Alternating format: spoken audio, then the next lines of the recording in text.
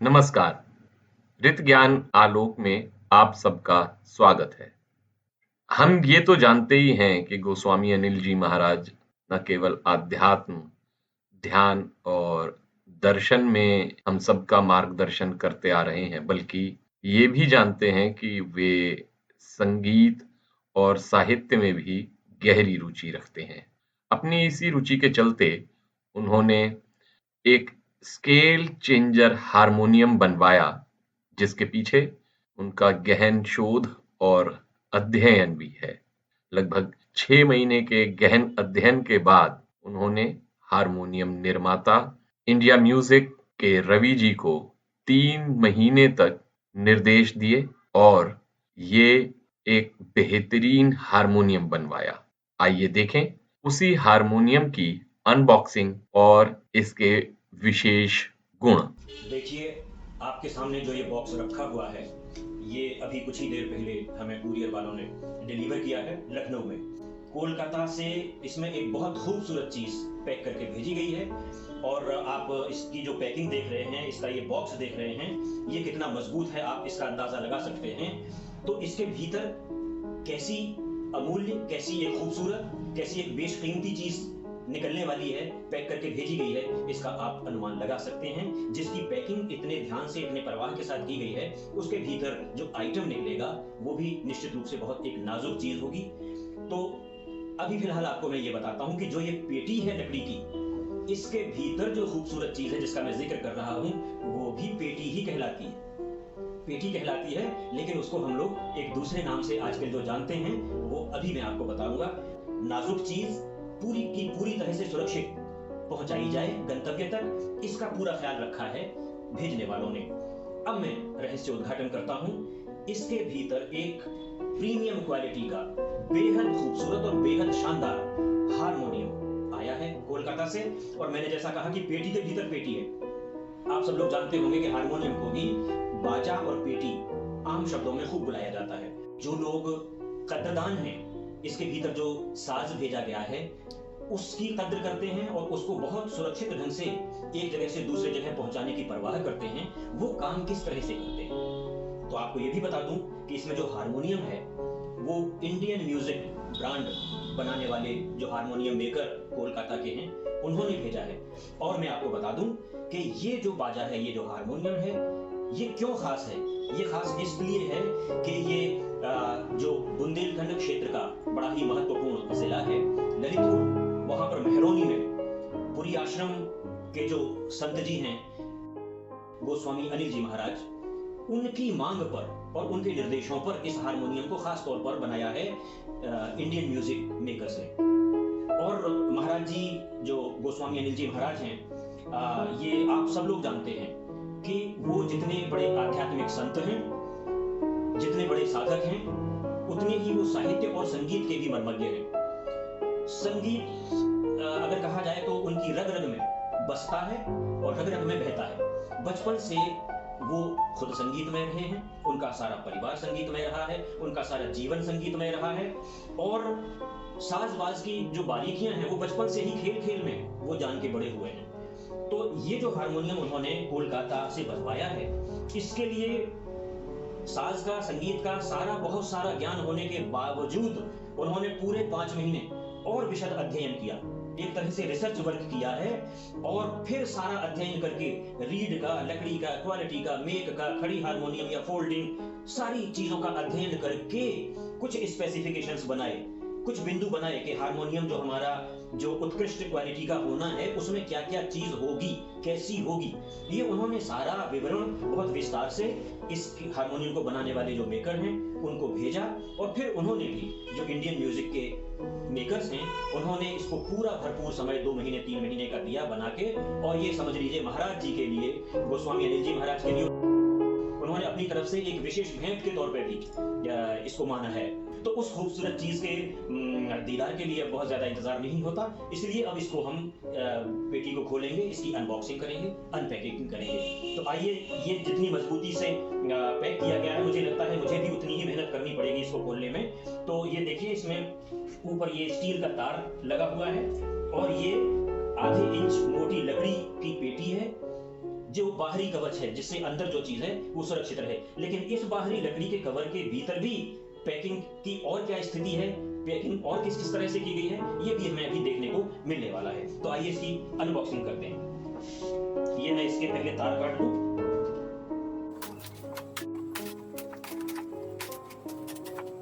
ये लीजिए, जो ये तारों से कसा हुआ था चारों तरफ से, तार इसके खुल गए हैं।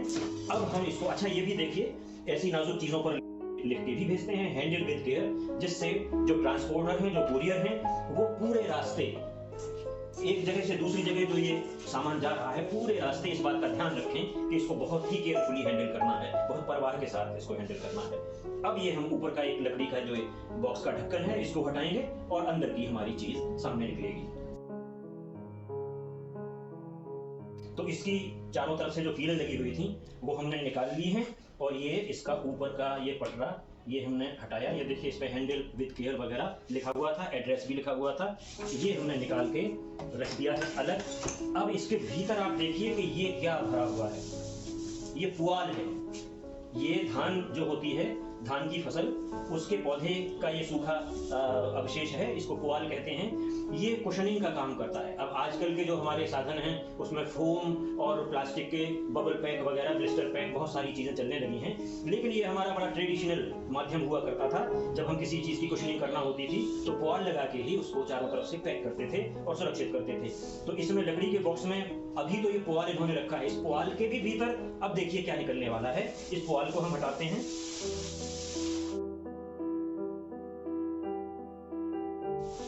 ये देखने में लग रहा था कि शायद ज्यादा पुआल नहीं होगा, लेकिन इसको इतने ठोस तरीके से, जिससे कि अंदर का सामान, अंदर का हारमोनियम का जो मूल बॉक्स है वो हिले डुले ना, क्योंकि लंबा रास्ता हवाई जहाज से भी ये चला है आधे रास्ते, फिर यहाँ पे लोकल डिलीवरी में छोटे ट्रकों से जिससे डिलीवरी करते हैं।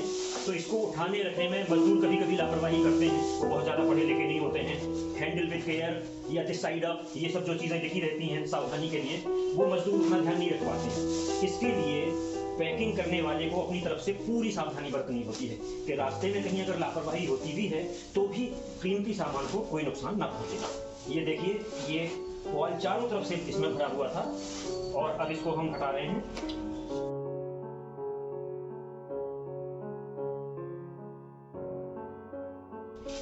ये देखिए, चारों तरफ जो पुआल का कवर था, इसमें से हमने ये निकाल लिया। ये भी अंदर देखिए किस तरह की पैकिंग है।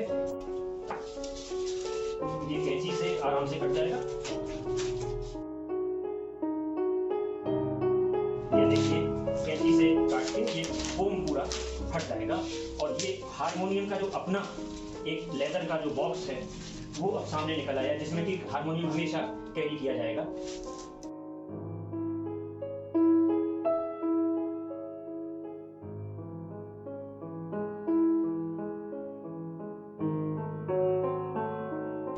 अब देखिए, फोम का भी कवर और लकड़ी का बॉक्स हटाने के बाद ये मूल हारमोनियम निकल आया है। ये हारमोनियम जिसमें हमेशा लेके जाएंगे, आप कैरी करते हैं, ये कैरी बैग हारमोनियम का है।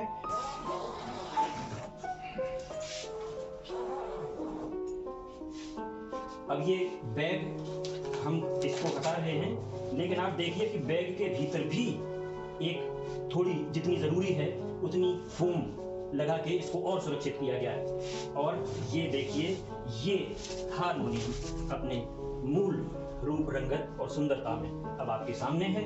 इस बैग में से हम इस हारमोनियम को निकाल के फिर इसके अंदर जो स्टफिंग की गई है उसको भी हटा के और इसको फंक्शनल, बजाने लायक स्थिति में जो ओरिजिनल हारमोनियम होता है उसमें लाने वाले हैं।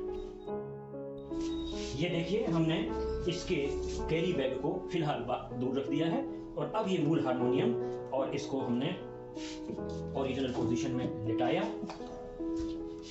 और ये जो कि फोल्डिंग हारमोनियम है, जिसे सफरी बाजा भी कहते हैं। सफरी का मतलब ये है कि आप सफर में इसको ले जा सकते हैं। कहीं आप कार्यक्रम कर रहे हैं, मंच का कार्यक्रम कर रहे हैं, एक शहर से दूसरे शहर जा रहे हैं, तो सफर में ये आपके साथ जा सकता है, इसलिए इसको सफरी हारमोनियम कहते हैं। और ये फोल्ड हो जाता है। ये अभी फोल्डिंग पोजीशन में लॉक्ड है। अब हम इसका लॉक हटा के इसको भी अनफोल्ड करते हैं। ये देखिए, ये यहाँ पर लॉक लगे हुए हैं ऊपर के ढक्कन के, जो नीचे की बॉडी है, इसकी मेन बॉडी है, उसके ऊपर जो ये ढक्कन लगा हुआ है ये लॉक से बंद था, ये हमने लॉक हटाए हैं और ये इसका जो ऊपर का ढक्कन है ये निकल गया।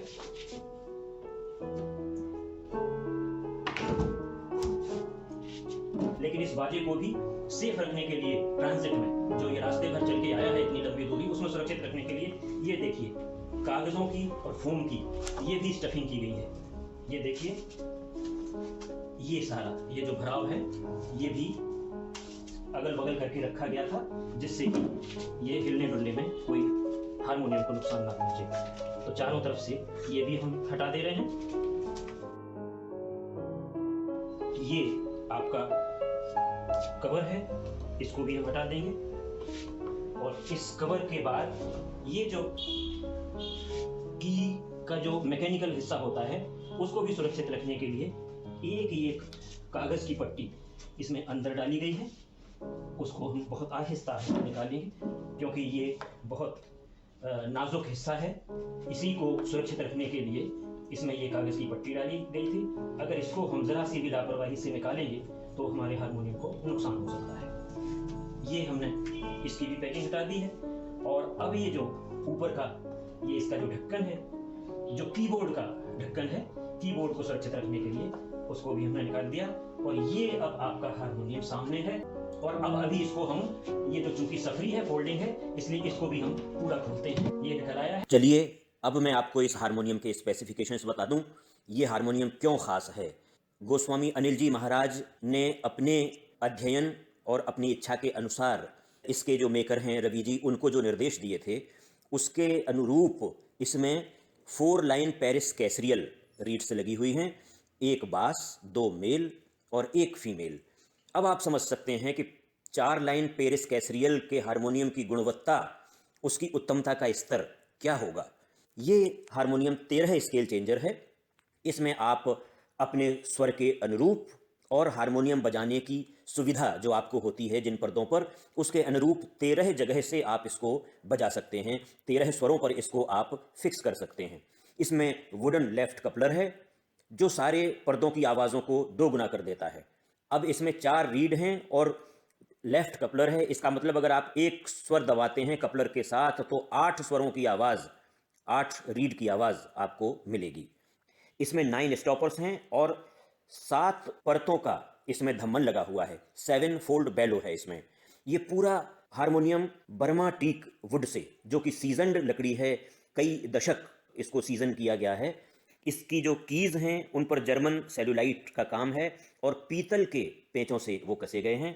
तो इतना जो इसमें खासियतें हैं उसी के अनुरूप आप इसका शिल्प देख सकते हैं कि कितना खूबसूरत ये बनाया गया है। इसका कलर देखिए, इसकी फिनिशिंग देखिए, इसकी चमक देखिए और इस पर पीतल का खास वर्क किया गया है। ये जो इसमें पैनल लगाए गए हैं ये पूरे के पूरे पीतल के आर्ट वर्क के पैनल्स लगे हुए हैं। अब इस हारमोनियम की आवाज़ सुनाने के पहले मैं आपको एक और ख़ास बताना चाहता हूँ, वो है इंडियन म्यूज़िक हारमोनियम मेकर के प्रोपराइटर रवि जी के बारे में। रवि जी का व्यवहार, रवि जी का भाव, स्वभाव, वो कितना शानदार, कितना खूबसूरत है, मैं समझता हूँ इस हारमोनियम से मैच करने वाला है। रवि जी इतने सहज सरल व्यक्ति हैं कि गोस्वामी अनिल जी महाराज ने उनसे 3 महीने से ज़्यादा के संपर्क में जब भी कोई निर्देश दिया, उन्होंने बड़े ही सहजता से, बड़े आदर भाव के साथ महाराज जी का सारा निर्देश सुना, माना, उसी के अनुरूप काम किया।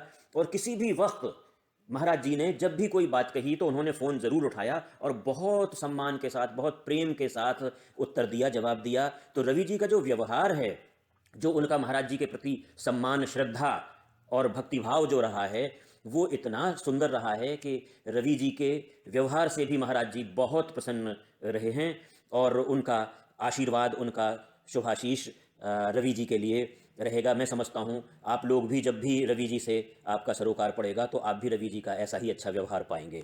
और लीजिए अब मैं आपको इस हारमोनियम की आवाज़ सुनाता हूँ। पहले मैं इसको बिना कपलर के आपको बजा के सुनाता हूँ।